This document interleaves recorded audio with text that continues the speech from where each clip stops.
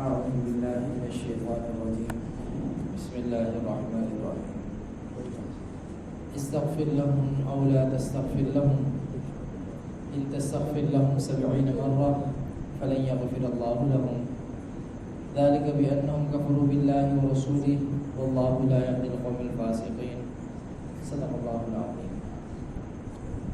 استغفر لهم تو ان کے لیے بخشش مانگ، او لا تستغفر لهم یا نہ مانگ. ان تستغفر لهم 70 مرة اگر ان کے لیے 70 بار بخشش مانگے فلن یغفر اللہ لهم تو بھی ہرگز نہ بخشے گا ان کو اللہ. ذالک بأنهم کفروا باللہ ورسولہ، اس واسطے کہ وہ منکر ہوئے اللہ سے اور اس کے رسول سے. واللہ لا یہدی القوم الفاسقین، اور اللہ رستہ نہیں دیتا نافرمان لوگوں کو. یہاں پر ایک خاص واقعے کی طرف اشارہ ہے. عبداللہ بن ابی منافق تھا، اور جو بڑے بڑے منافق تھے ان منافقین کی فہرست میں تھا یہ.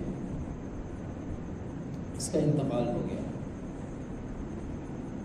اس کا انتقال ہوا تو اس کا بیٹا جو مسلمان ہو چکا تھا، حباب نام تھا اس کا، آپ علیہ السلام کی خدمت میں حاضر ہوا. آپ نے پوچھا بھائی کیا نام ہے؟ بتایا جی حباب نام ہے. پہلے تو آپ علیہ السلام نے فرمایا یہ جو حباب ہے یہ تو شیطان کے ناموں میں سے ہے، بھی ایسا کرو کہ اپنا نام تبدیل کرو. تو حباب کی جگہ پھر آپ علیہ السلام نے اس کا نام عبداللہ بن عبداللہ رکھا. اس لیے نام اگر کسی کا ایسا ہو جس کا معنی ٹھیک نہ ہو، یا اس کی نسبت کسی اچھی انسان یا چیز کی طرف نہ ہو، تو اس کا نام تبدیل کر دینا چاہیے. اس میں سے شرک کی بو آتی ہو تو اس کا نام تبدیل کر دینا چاہیے. اسی طریقے سے خاتون تھی، بہت زیادہ نیک اور پارسا قسم کی خاتون تھی، اس کا نام تھا برہ. تو آپ علیہ السلام نے اس کا نام پھر تبدیل کر دیا، اس کا نام رکھا زینب. برہ کا معنی تھا اپنی خود کی تعریف کرنے والا. تو اپنی تعریف سے بھی منع فرمایا ہے. ایک تو اپنی خود کی بھی تعریف نہیں کرنی چاہیے، اور کسی کے سامنے اگر کسی کی تعریف کی جائے، اگر سامنے بندہ بیٹھا ہے آیا ہے اس کی تعریف کر رہے ہیں، تو علماء نے لکھا ہے کہ اس دوران اس بندے کو زمین سے ذرا جگہ اس کے منہ پہ مارنا چاہیے، سامنے جو بیٹھ کے اس کی تعریف کر رہے ہیں. تو کسی کے سامنے بھی اس کی تعریف نہیں کرنی چاہیے، بالخصوص اس وقت کہ جب یہ بتاؤ کہ اس کے سامنے میں اس کی تعریف کروں گا تو کسی فتنے کا اندیشہ ہے، طبیعت کے اندر جو ہے وہ بڑائی کا اندیشہ ہے، یہ کوئی اور فتنہ ہو سکتا ہے. یہ بھی ایک فتنہ ہے کہ طبیعت کے اندر بڑائی انسان کو پیدا ہو جائے کہ میں تو بڑا اچھا آدمی ہوں، میری تو اس کو تعریف کرتے ہیں. اس لیے اس سے بھی بچنا چاہیے. اور فرمایا کہ سب سے جو بری تعریف ہے، سب سے بری تعریف یہ ہے کہ انسان کسی کے شر سے بچنے کے لیے اس کی تعریف کرے. یہ بہت بری تعریف ہے. ایک آدمی ہے، علاقے کا بڑا ہے یا محلے کا بڑا ہے، ٹھیک ہے، تو اب لوگوں کو پتہ ہے کہ اگر اس کے سامنے ہم نے کوئی ایسی بات کی تو یہ تو ہمارے گلے پڑ جائے گا. چلو اس کی تعریف کرتے ہیں، اس کو تھوڑا سا اٹھاتے ہیں، اپنا کام نکلواتے ہیں، اور بچ بچاؤ کی کوئی صورت بنتی رہے گی. جب تک ہم اس کی تعریف کرتے رہیں گے تو ہم بچے رہیں گے. تو یہ بہت بری تعریف ہوتی ہے. بلکہ مختصر یہ کہ کوشش یہ کرنی چاہیے کسی کے سامنے اس کی تعریف نہیں کرنی چاہیے، تاکہ طبیعت کے اندر کوئی خرابی پیدا نہ ہو. اچھا، تو اس کا نام آپ علیہ السلام نے تبدیل کر دیا. اب آپ علیہ السلام تیار ہو گئے اس کا جنازہ پڑھانے کے لیے.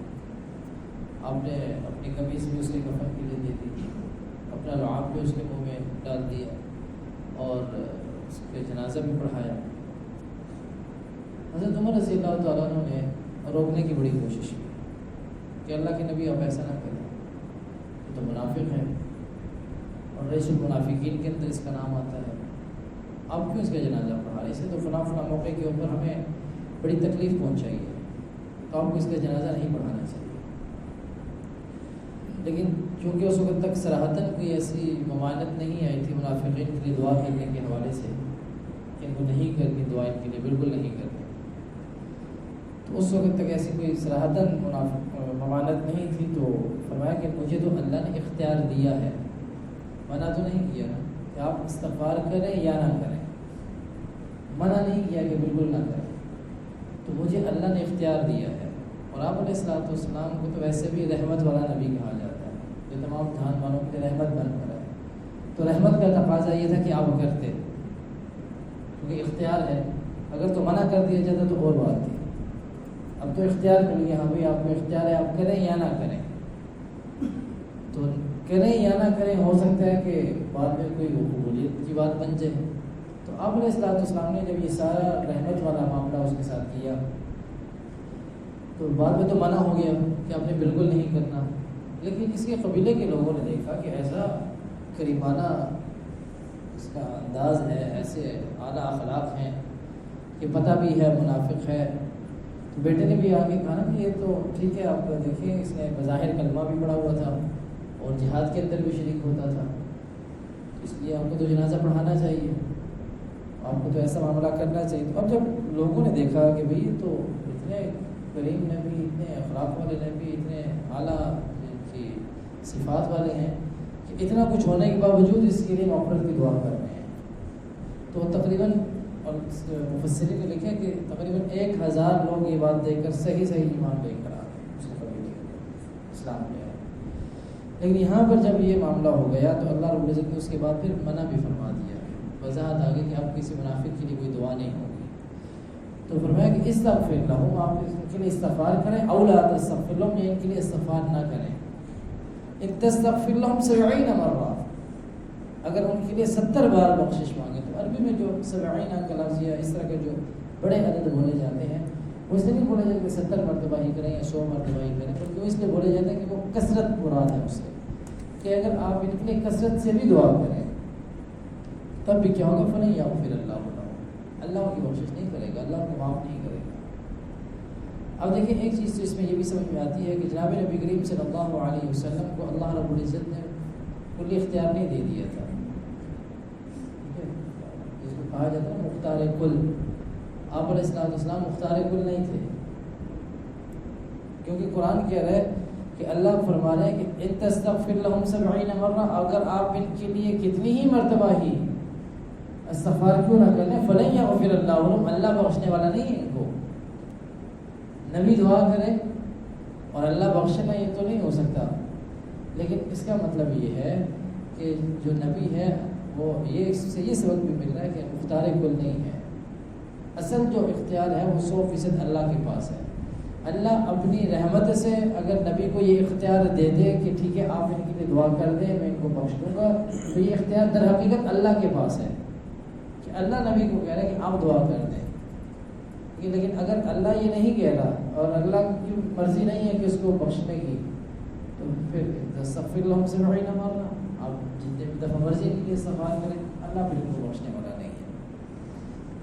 تو یہاں پہ ایک اور چیز حضرت عمر رضی اللہ تعالیٰ عنہ کے حوالے سے بھی علماء نے لکھی ہے کہ حضرت عمر رضی اللہ تعالیٰ نے آپ علیہ الصلوۃ والسلام کو روکا تھا بھائی آپ یہ کام نہ کریں. لیکن حضرت عمر کا روکنا اپنے حساب سے تھا، جناب نبی کریم صلی اللہ علیہ وسلم کا اس کے لیے دعائے مغفرت کرنا اپنے حساب سے تھا.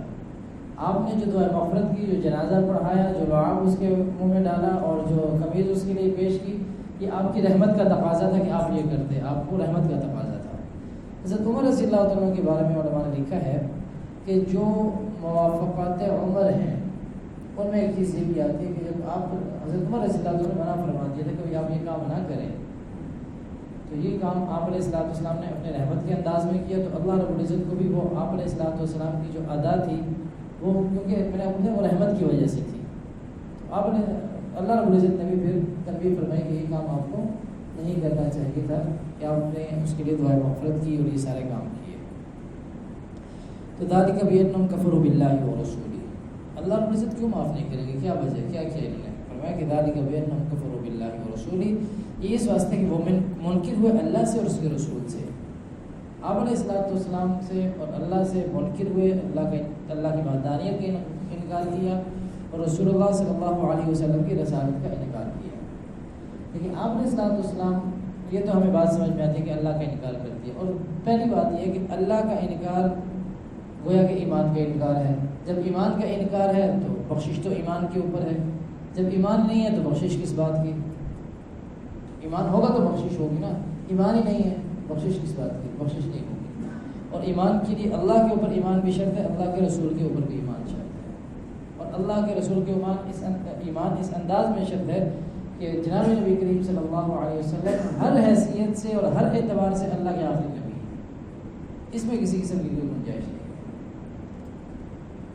ایک تو یہ ماننا ہے کہ یہ اللہ کے رسول ہیں, صرف اتنا ماننا کافی نہیں ہے. اس کے ساتھ یہ ماننا بھی ضروری ہے کہ اللہ کے ہر اعتبار سے ہر حیثیت سے آخری رسول ہیں. ان کے بعد کسی نبی کسی رسول نے نہیں آنا. یہ ایمان بھی ضروری ہے, ایمان کی شرط ہے ساتھ. اور یہی ایمان یہاں پر آ کر قادیانیت مسلمانوں کو خراب کرتی ہے.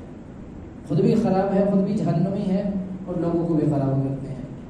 یہ جو بار بار میں آپ حضرات سے کہتا ہوں کہ ان لوگوں سے بچنے کی ضرور کوشش کریں. صرف کوشش نہ کریں بلکہ اپنے اوپر فرض سمجھ لیں کہ بچنا ہی بچنا ہے. اگر ہم اپنے ایمان کی حفاظت چاہتے ہیں تو ان لوگوں سے بچنا ضروری ہے.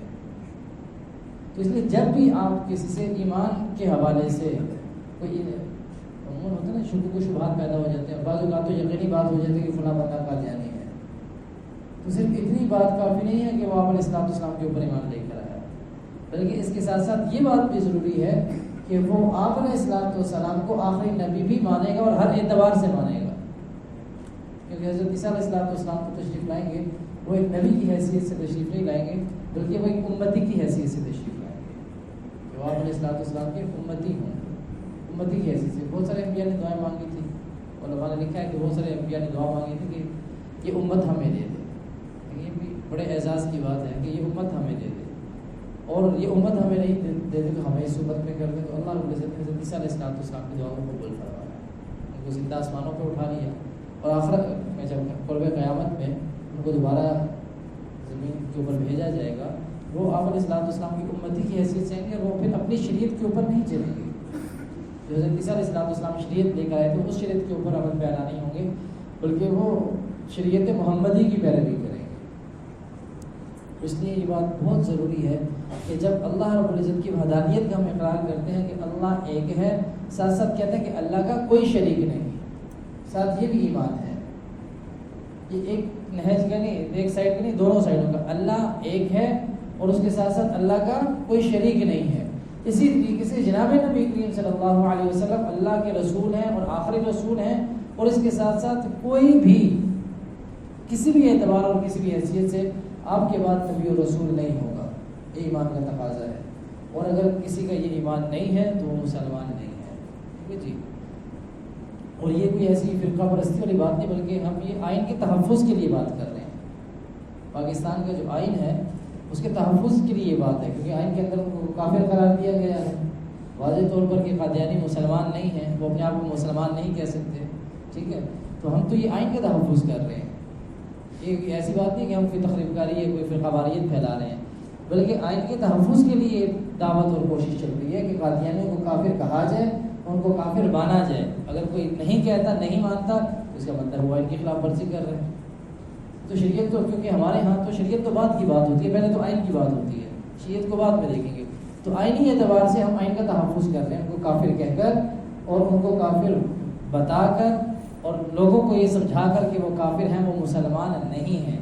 ٹھیک ہے, وہ کافر بھی ہیں, مسلمان بھی نہیں ہیں. تو یہ آئین کا تحفظ ہے, اور اس کے حوالے سے اس کے لیے کوشش ہے کہ وہ محفوظ رہے.